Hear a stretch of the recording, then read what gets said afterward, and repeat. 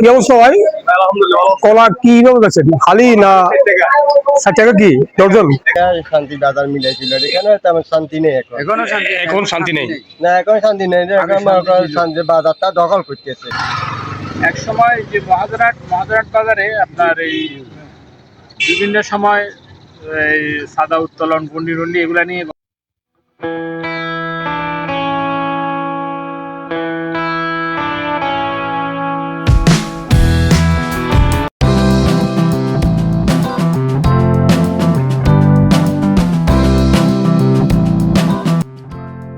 আসসালামু আলাইকুম, welcome to travel diary BD 360। আপনাদের সাথে আছি আমি মোহাম্মদ বশির।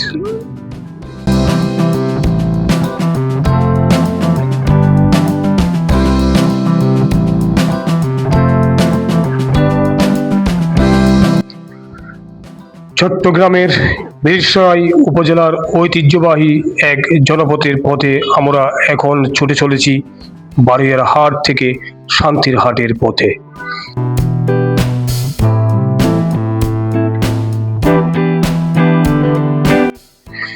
দুই পাশ জুড়ে সবুজ গাছপালা, গ্রামের শান্ত পরিবেশ আর ব্যস্ত সড়কের দৃশ্য যেন ভ্রমণকে আরো সুন্দর করে তুলেছে।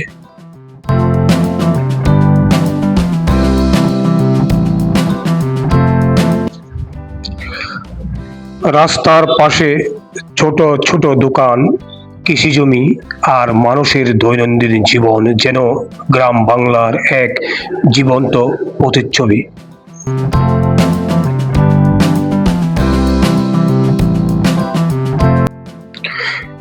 ধীরে ধীরে আমরা পৌঁছে যাচ্ছি ইতিহাস আর স্মৃতি বিজড়িত শান্তিরহাট বাজারে।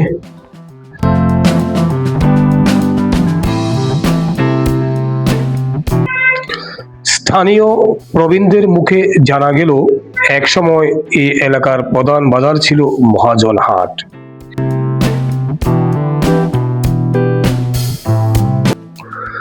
তখন বাজারটি ছিল রায় বাহাদুর জমিদারের অধীনে, আর সেখানে নানান দ্বন্দ্ব, সংঘাত ও মানুষের উপর নির্যাতনের অভিযোগ ছিল।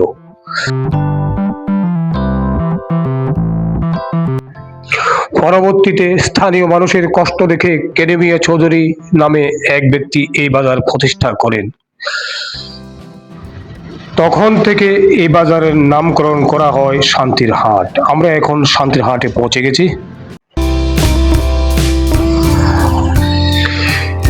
কেনেমিয়া চৌধুরী মানুষের শান্তি ও নিরাপদ বেচা কিনার কথা চিন্তা করে এই জায়গার নাম দেন শান্তির হাট।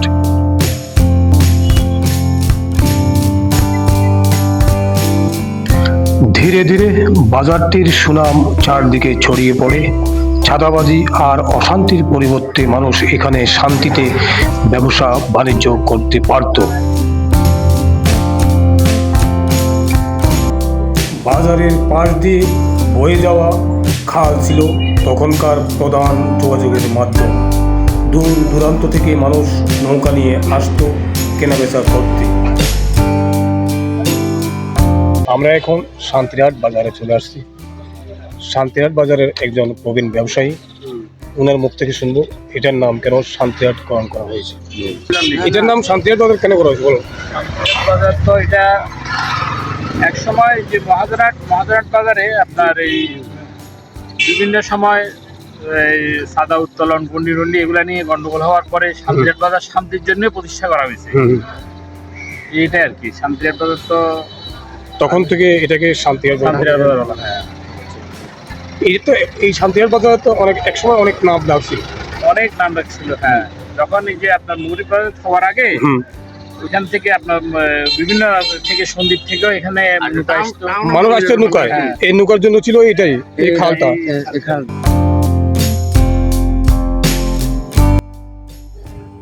এরপর আমরা ঢুকে পড়লাম শান্তিরহাট কাঁচা বাজারে।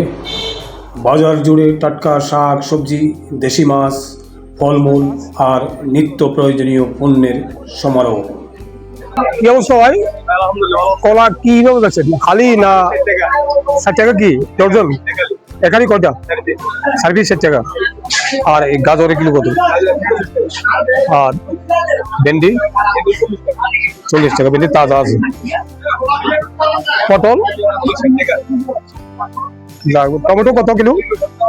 টমেটো কত? 80 টাকা। টমেটো ফ্রেশ তাজা একদম।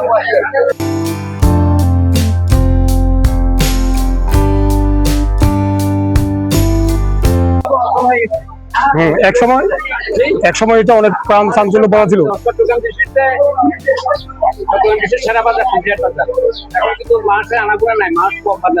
এটার মূল কারণ কি? বারোইহাট বাজার। মানে আগে ছিল মানুষের যোগাযোগের মাধ্যম ছিল নৌকা, এই খাল দিয়ে মানুষ শান্তিহাটে আসতো।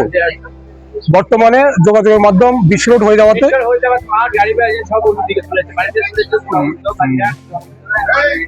তারপরও আগের মতো জলুস না থাকলেও এখন টিকে আছে শান্তিহাট।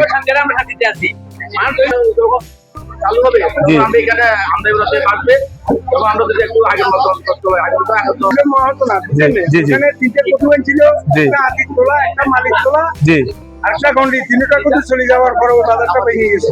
আচ্ছা আচ্ছা, ভেঙে যাওয়ার পরে শান্তিহাট কেমনি সবজি দাম করে গেছে। আচ্ছা আচ্ছা, তখন থেকে নাম করা হচ্ছে শান্তিহাট। শান্তিহাট।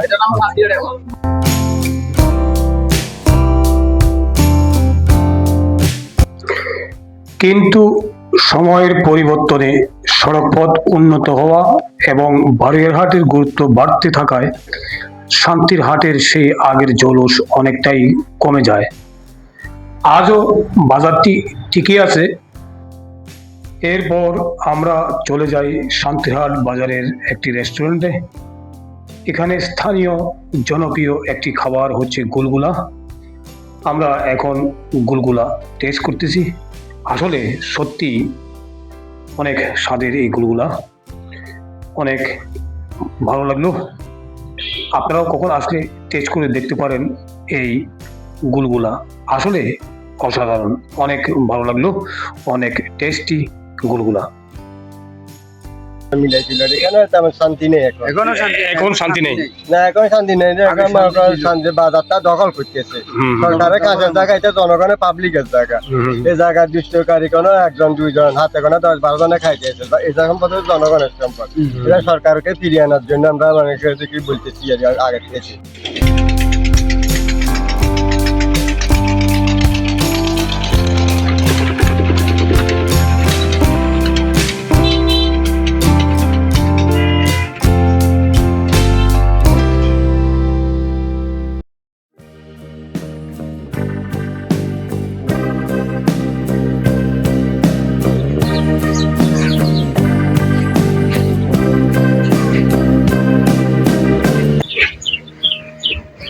প্রিয় ভিউয়ার্স, দেখুন এক সময়ের কর্মচঞ্চল্য সে খালটি সে আগের মতো নেই, হারিয়ে গেছে তার জৌলুস।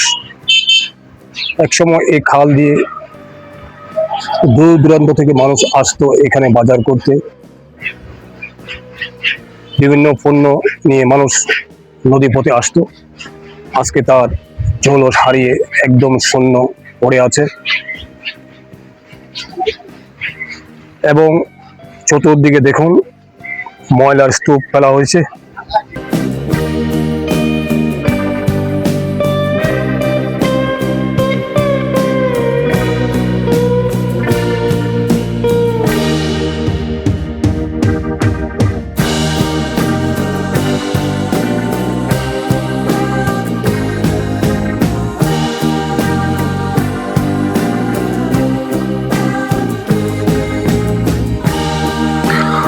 ঐতিহাসিক খালটি হারাতে বসেছে তার প্রাণ।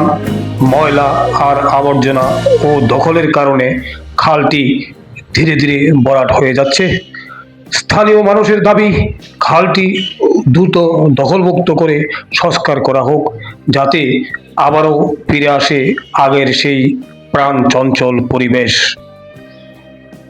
এরকম আরো সুন্দর সুন্দর ট্রাভেল গল্প দেখতে আমাদের চ্যানেলটি সাবস্ক্রাইব করে সঙ্গে থাকুন।